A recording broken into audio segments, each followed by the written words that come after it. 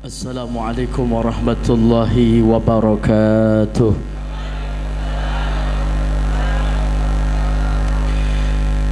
Bismillah walhamdulillah wassalatu wassalamu ala rasulillah Sayyidina Muhammad ibn Abdullah. La hawla wa la quwwata illa billah. Ashhadu an la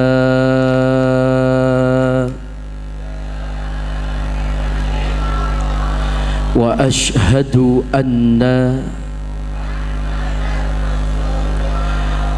Allahumma salli ala Sayyidina Muhammadin al-fatih lima ugliqa wal khatim lima sabaqa nasiril haqqi bil haqqa wal hadi ila siratikal mustaqim wa ala alihi haqqa qadrihi wa miqdarihi al-azim walhamdulillahi rabbil alamin. Amma ba'du, faqad qala Allah Ta'ala fil Qur'anil Karim, a'udzu billahi samiil alim minasy syaithanir rajim. Bismillahirrahmanirrahim. Wa'mur ahlaka bis salati wastabir 'alaiha. Shadaqallahul azim. Qala nabiyuna Muhammad sallallahu alaihi wasallam, inna Rajab syahrullah wa Sya'ban syahri wa Ramadan syahrul ummah. Sadaqallah wa sadaqa Rasulullah sallallahu alaihi wasallam walhamdulillahi rabbil alamin. Puja serta puji syukur kehadirat Allah Subhanahu wa taala. Alhamdulillah kita semua saat ini bisa berkumpul di Masjid Jami Baitur Rahman. Semoga duduknya kita mendapatkan curahan rahmat dari Allah Subhanahu wa taala.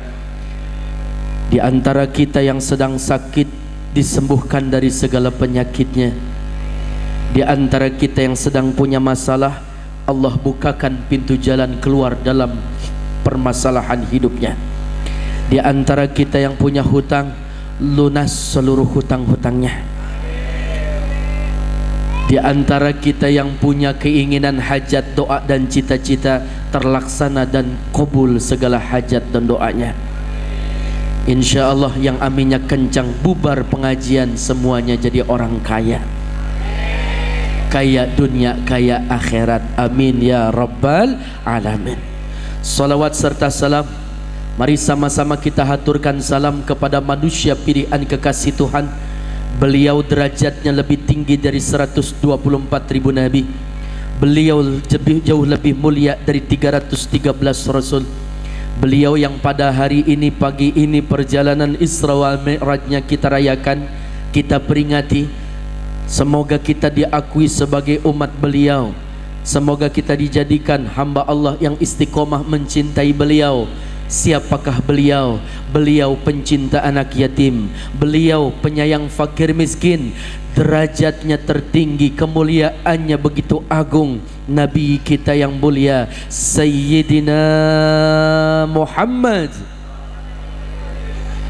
Ya tayyibatu jitu kisaba li rasulillahi muhibba بالروضة سكنت روحي وجوار الهدي محمد. السلام عليك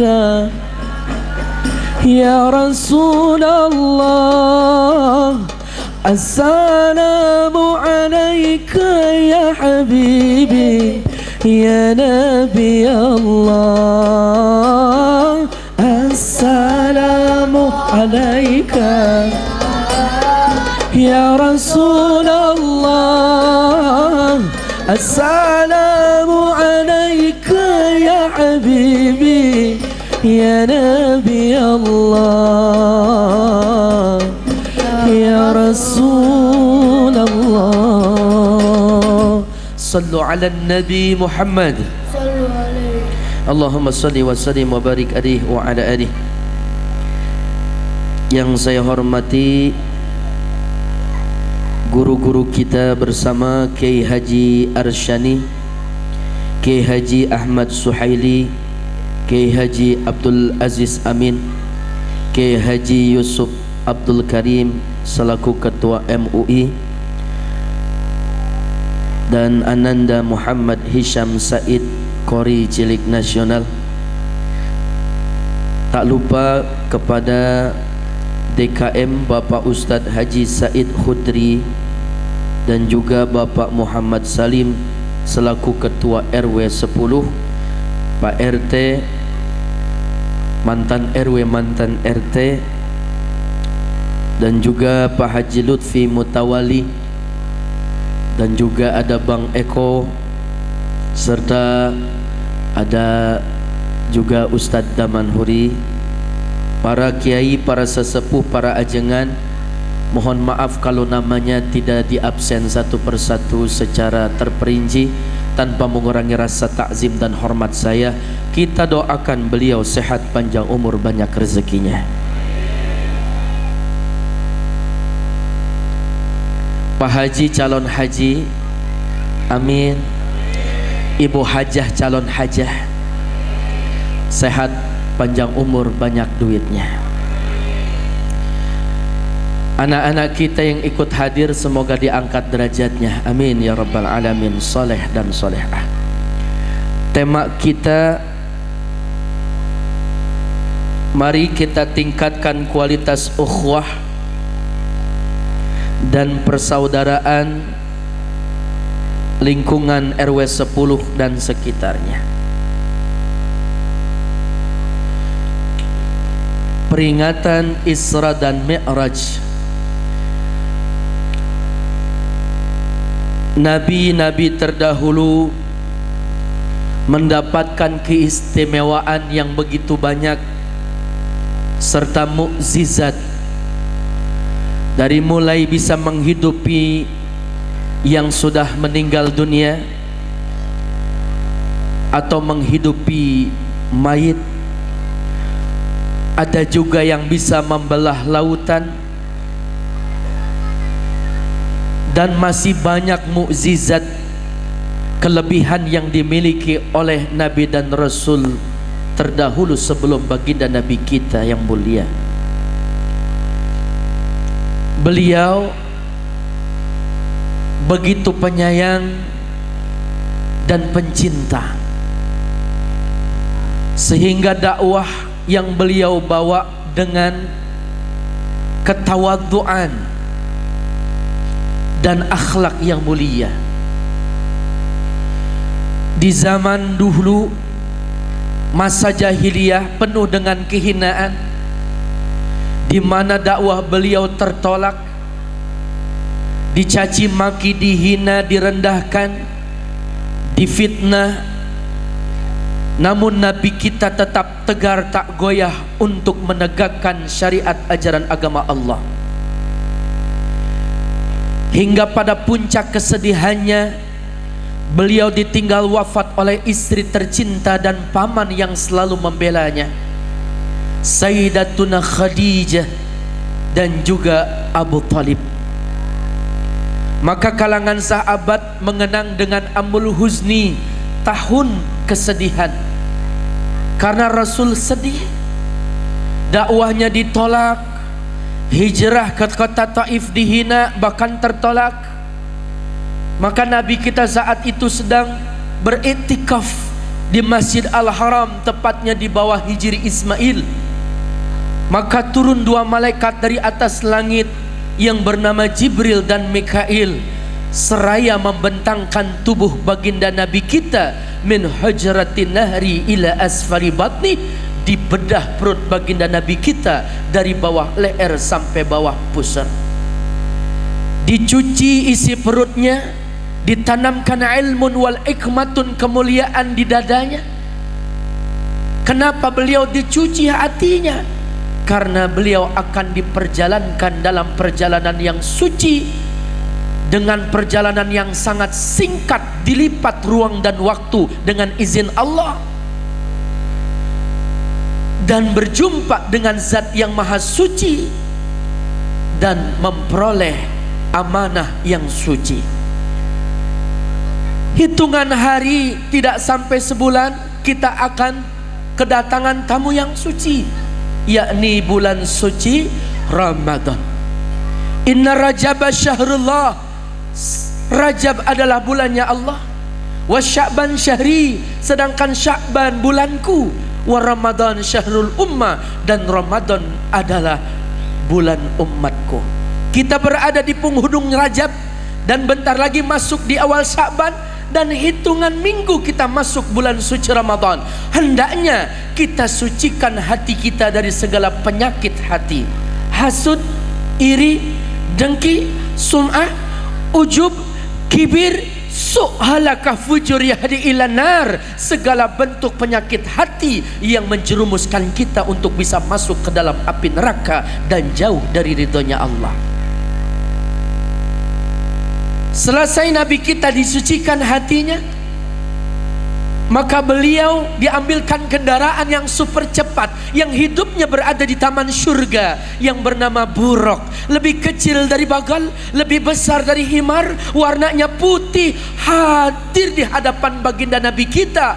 Maka membungkukkan punggungnya, Nabi kita diperintahkan naik di atas punggung Buraq, didampingi malaikat Jibril dan Mikail. Perjalanan Isra wal Mi'raj baru akan dimulai, yang tadi ayatnya dibaca oleh qori kita. Bismillahirrahmanirrahim. Subhanalladzi asra bi'abdihi laylan minal masjidil harami ilal masjidil aqsa alladzi barakna hawlahu linuriyahu min ayatina innahu huwas sami'ul basir. Sadaqallahul azim. Maha suci Allah yang telah memperjalankan manusia yang telah disucikan hatinya pada malam penuh keberkahan dari Masjid Al-Haram Makkatul Mukarramah ke Masjid Al-Aqsa di Palestina ila Sidrah Al-Muntaha. Al-Isra ayat pertama, kecepatannya kilat.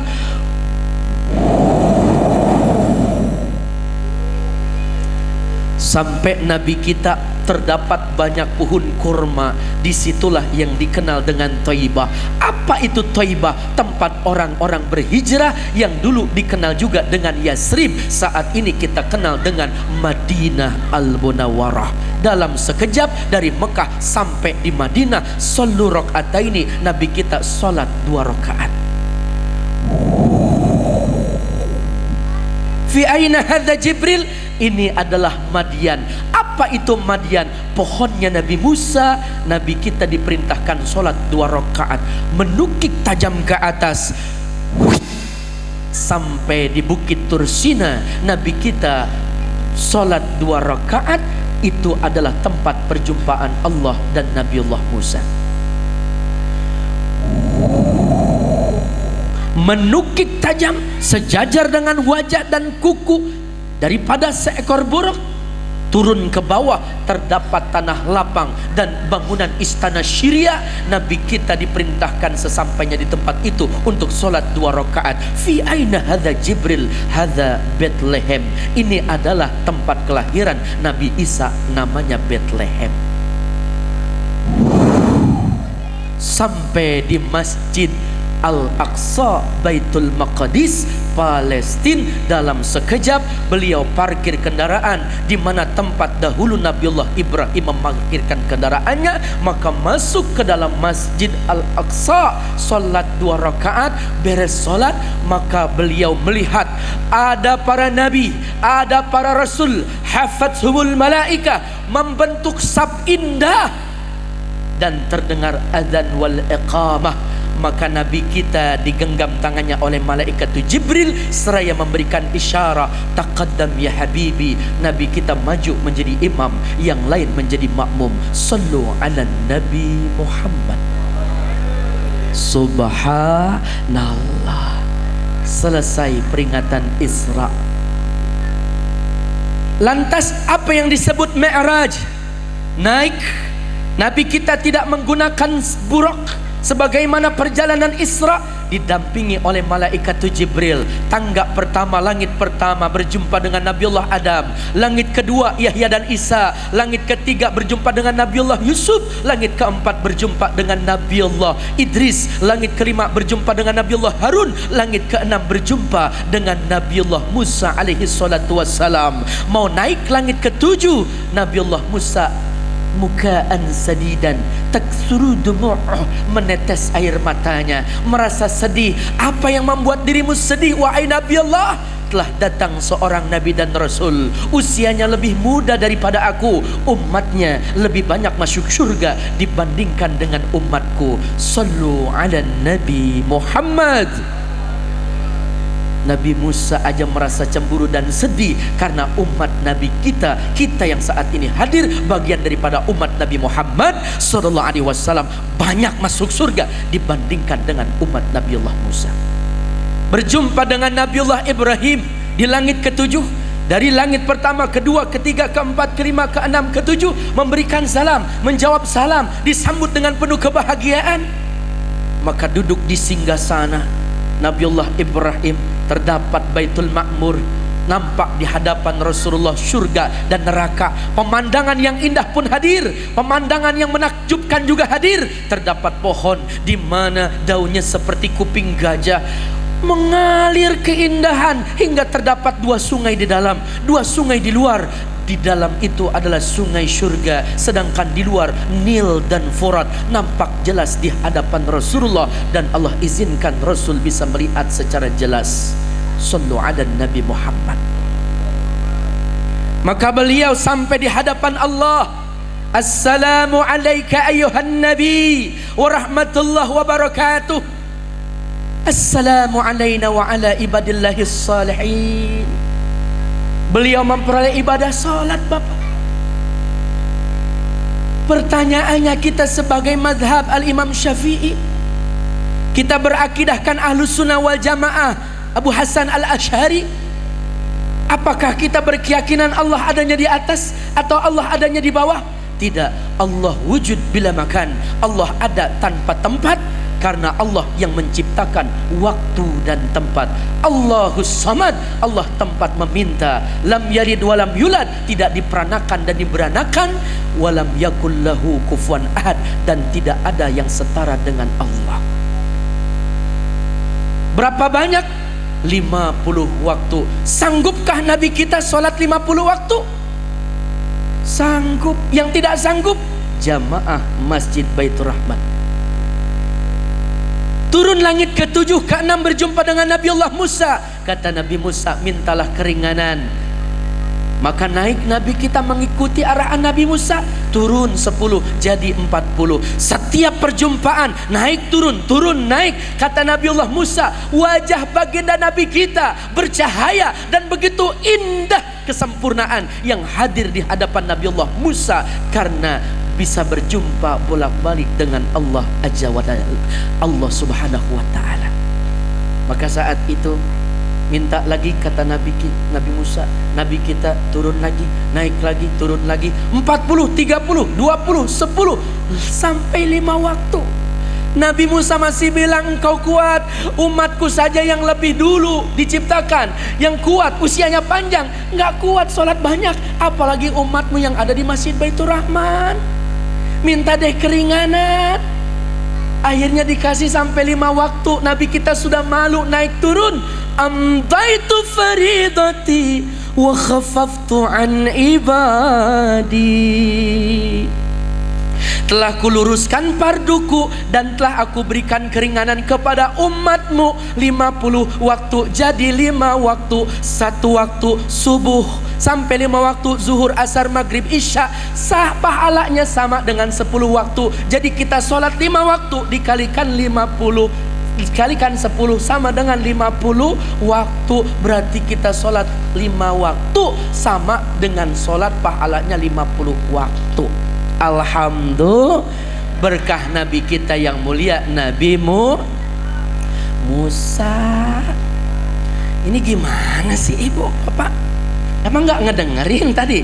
Penjelasannya kan naik turun, kata Nabiullah Musa kepada Nabi kita yang mulia. Maka 50 waktu jadi 5 waktu berkah Nabi kita Nabi Muhammad. Dua-duanya. Sekarang kita ambil pelajarannya. Ibu bapak, begitu banyak nampak dihadirkan baginda Nabi kita, di mana wujud-wujud saat itu kejadian yang indah dan sangat mengerikan. Ada orang yang panen keadaannya di alam akhirat seperti menanam biji-bijian dan ditaburkan, tumbuh maka dipetik buahnya enak dan manis rasanya. Mereka adalah umatmu yang senantiasa gemar bersedekah dan berjihad di jalan Allah. Maka orang yang sedekah itu panen, harta yang dimakan jadi kotoran, harta yang disimpan jadi warisan, pasti rebutan anak keturunan, tapi harta yang disedekahkan jadi kebahagiaan. Betul nggak? Ibu punya suami baik senang, punya istri baik senang, punya mertua baik senang, punya mertua baik senang, punya orang tua baik senang, punya anak baik senang, punya mantu baik senang, punya tetangga baik senang. Tapi kalau orang tidak baik, siapapun tidak ada yang menyenanginya. Allah jauh, Rasulullah jauh, surga jauh, yang dekat cuma satu, neraka. Maka orang Arab bilang al-bakhilu majnun, orang pelit itu stres. Berarti kalau ada ustadz rajin ceramah, tuh ustadz pelit, berarti ustadznya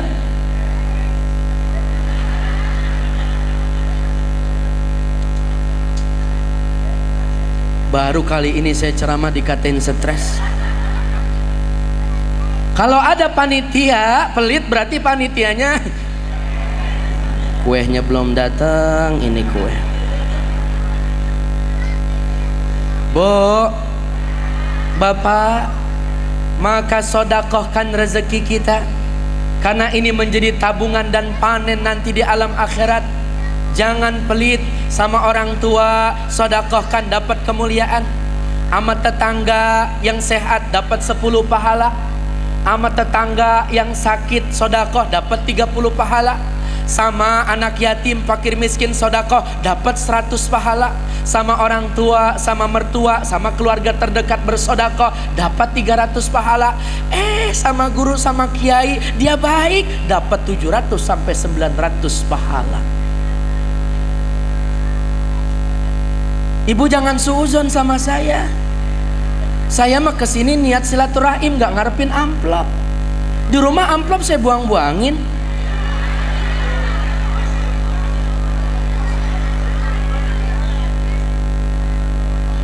Jangankan guru, ibu senang kepada murid atau santrinya yang berbuat baik. Ibu tiba-tiba dikasih surprise sama suami, dipegang pala ibu, mata ibu ditutup, kemudian disuruh hitung dari angka 10 ke angka 1. 10, 9, 8, 7, 6, 5, 4, 3, 2, 1. Surprise. Dikasih duit segepok, totalnya ada 12 juta. Tapi bohong. Seneng gak bu kira-kira suami ibu kalau begitu caranya gak bahagiain ibu? Bu, seneng gak? Tapi kira-kira pernah gak bu suami ibu kasih surprise model begitu ke ibu?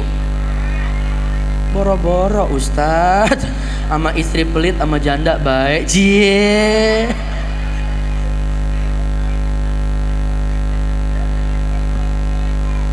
Juga kepada guru pak, sama orang tua juga sama, berbuat baik. Makanya ibu kalau lagi ngaji ketemu sama orang tua berbuat baik, karena orang tua dulu banyak kamusnya. Salah satu kamusnya banyak anak banyak rezekinya. Minimal ngelahirin anak 7, 8, bahkan ada yang 11 anak. Merantau sukses, 1 anak sukses, 2 anak sukses, sampai 11 anak sukses, kali 2 juta, jadi 22 juta. Tuh nenek-nenek dikasih duit sama anak 22 juta, anteng. Lagi kekebat, kekebat. Bukan kegerahan pak, nunjukin gelang sama cincinnya. Dari mana? Dari anak pulang dari rantauan, 1 anak ngasih 2 juta. Emang anaknya berapa nek? 11. Allah. Tapi anak zaman sekarang ikut program KB. Anak nggak lebih dari 2. Iya kalau soleh sama soleah. Kalau terbalik, atau gedegin, atau ngeselin, nikah ngerepotin, punya cucu ngebebanin. Tuh nenek-nenek kemana-mana diintilin sama cucunya. Ada di sini model begitu tuh mantu. Yang mana orangnya? Sodako sama orang yang sakit itu pahala.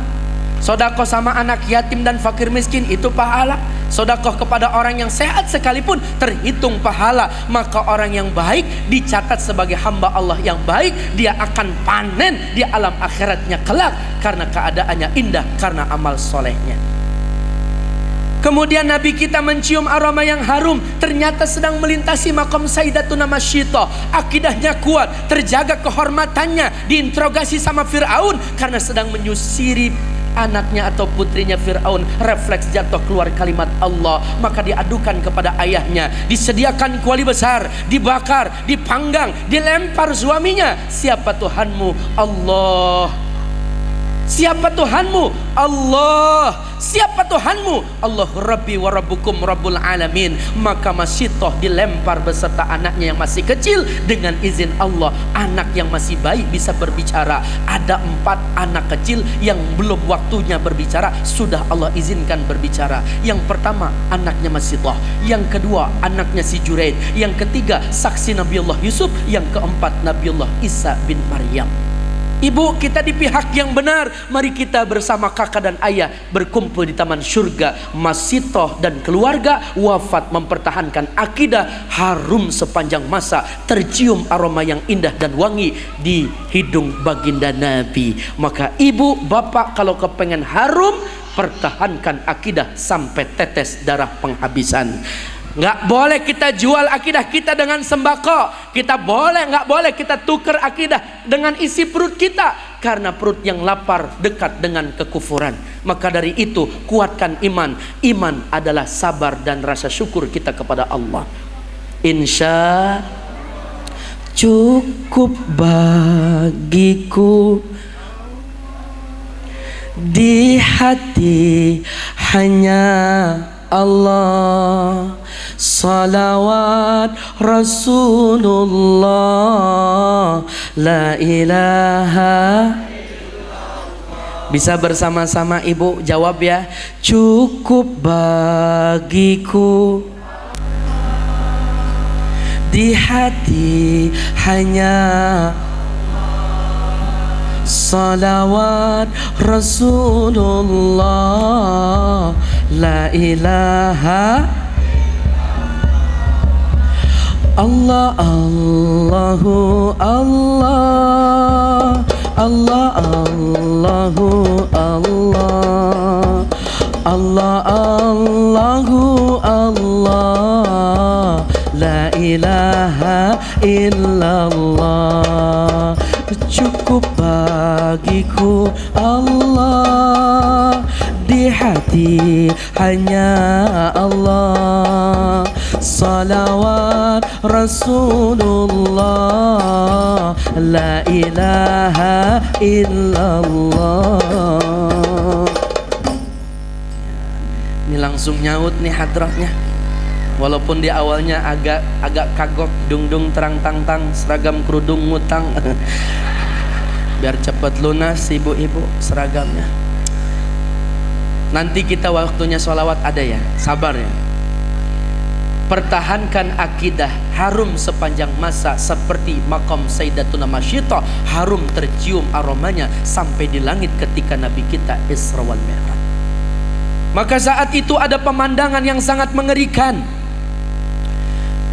Hantam dengan batu besar, palanya bertubi-tubi hingga remuk dan hancur. Siapa mereka? Mereka semasa hidup melihat ada masjid, melihat ada musholah, tetapi dia tidak mau sujud menyembah Allah. Kalau orang yang tidak mau sujud menyembah Allah, yang tidak memakai badannya, jasadnya, kepalanya sujud menyembah Allah, maka siap-siap mendapatkan kehinaan dan juga siksaan yang sangat pedih hingga kepalanya dihantam dengan batu besar. Bapak Ibu, Orang yang menjaga sholat 5 waktu, Allah akan angkat derajatnya. Yarfa'u anhu dikul ma'isyah. Yang pertama, Allah angkat segala kesulitan hidupnya. Yang kedua, wa adzabul qabr, Allah lindungi dari segala bentuk azab kubur. Yang ketiga, wa yu'tilah kitabahu biyamini, Allah kasih kitab dengan catatan amal kebaikan di tangan kanannya. Yang keempat, wa yamuru ala siratikal barki, berjalan di atas jembatan sirat laksana kilat. Wa yadkhulul jannata bighairi hisab, yang kelima, masuk surga tanpa banyak pertanyaan. Ini bagi yang mau sujud. Lalu yang gak mau sujud, hancur kepalanya bertubi-tubi karena dapat 5 kehinaan di dunia. Yang pertama, kehinaannya hilang tanda wajah orang yang soleh di wajahnya, nggak ada tanda-tanda orang soleh. Yang kedua, diangkat bukan keberkahannya dalam hidup kesulitannya, tetapi diangkat segala kemudahan dan keberkahan yang ada dalam rumah tangganya. Hilang tanda-tanda orang soleh di wajahnya, diangkat keberkahan dalam hidupnya. Kemudian bagi orang yang tidak mau sujud kepada Allah, kehinaan yang ketiga dalam dunia adalah tiada dapat doa dari orang yang soleh. Yang keempat, doanya ditolak. Yang kelima, amal solehnya tidak diterima sama Allah. Hina itu di dunia, Pak. Lalu bagaimana ketika sakaratul maut? Mati dalam keadaan sulit, hina, mencekik karena kelaparan, haus, walaupun dia dikasih minum air laut seisi dunia air yang ada, diminum tidak akan bisa menghilangkan rasa dahaganya. Itu ketika sakaratul maut, hina. Ketika di dunia dihinakan, bagaimana nasibnya di alam kubur? Penuh dengan siksaan, tulang belulangnya dihimpit hingga bersalah-salahan, terjepit dalam keadaan sangat gelap. Dinyalakan bukannya lampu, tetapi api, dibakar siang dan malam, terpanggang. Kemudian ada malaikat yang sangat seram, matanya menyala, kemudian kukunya tajam, wajahnya seperti ular, namanya Syuja'ul Aqra, suaranya seperti halilintar. Engkau tinggalkan waktu sholat isya sampai fajar, engkau tinggalkan waktu subuh sampai terbit matahari, engkau tinggalkan waktu zuhur sampai asar, engkau tinggalkan waktu asar sampai maghrib, engkau tinggalkan waktu maghrib sampai isya. Dipukul itu mayit dalam kubur, hina keadaannya, terpendam 7 hasta. Begitu nasibnya di alam kubur. Dan dibangkitkan dari alam kubur, Allah tidak mengenalnya, tidak mendapatkan pandangan Allah, mati dalam keadaan hina dan celaka. Dan dia banyak pertanyaannya, hisabnya begitu banyak, dan dia masuk ke dalam api neraka yang sangat pedih. Na'udzu, masih berani meninggalkan sholat?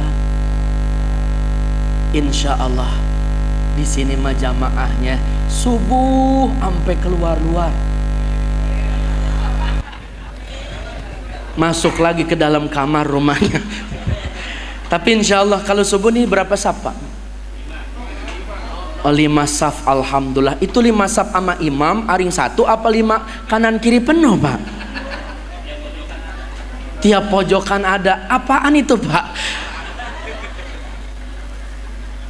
Bapak siap memakmurkan masjid dan musola untuk sholat berjamaah? La sholata li jaril masjid illa fil masjid. Tidak dikatakan orang sholat rumahnya dekat masjid dan musola tapi masih betah sholat berada di dalam rumah. La tatimmu, tidak sempurna. La tasihu, enggak sah sholatnya. Maka sholat berjamaah 27 derajat afdal. Tema kita apa, Pak? Tingkatkan kualitas ukhuwah Islamiyah, persaudaraan antar sesama di lingkungan warga RW 10. Artinya tempat masjid sarana silaturahim. Maka begitu 5 saf, besok ada 7 saf, rangkul silaturahim. Oh, ada teman baru, ada wajah baru. Beres sholat subuh jangan kemana-mana, kita wirid, kita zikir, dengar tausiah. Nanti ada kajian, ada waktu isyraq, matahari terbit tuh hatta tatlu'asy syams. Sholat 2 rakaat, pahalanya haji sempurna, sempurna, sempurna. Beneran. Kalau nggak kemana-mana, kita ke depan ada warung, ngopi, ngeteh, susu, ama roti, ama nasi uduk, gua yang neraktir. Yang penting jangan tiap hari. Oh, dia senang silaturahimnya dijaga. Ternyata banyak saudara. Di mana? Di Masjid Baitur Rahman, tempat kasih sayang. Coba kalau kita nggak merangkul, yang ada memukul. Oh, lu tobat. Pantes di Turki gempa di mana-mana, namanya banjir di mana-mana, hujan kagak nentu, cahayanya kemarin angin kencang banget. Lu sholat. Sampai botak sariawan dia kapok datang ke Masjid Baitur Rahman. Kenapa? Tidak dirangkul, yang ada dipukul. Ini tugas pertama, silaturahim kita jaga. Dan tugas kedua, kalau kepengen memakmurkan masjid, wa zaujatan tu'inuni fid dunya wal akhirah, dapat dukungan dari istri, bukan hanya dunia tetapi akhirat.